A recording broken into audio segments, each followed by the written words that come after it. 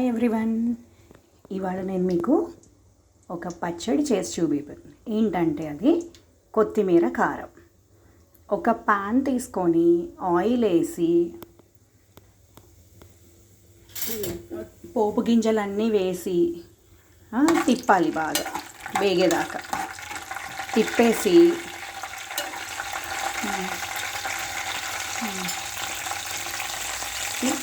పచ్చిమిరపకాయలు వేయాలి. పచ్చిమిరపకాయలు, ఇంగువ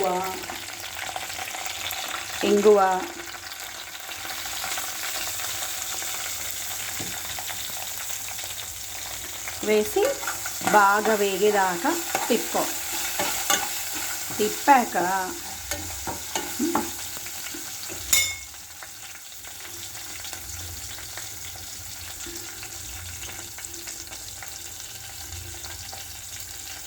బాగా వేయించాలి. ఇవి కొంచెం తిరగమూత గింజలే బాగా వేయించి తిప్పుతూ ఉంటే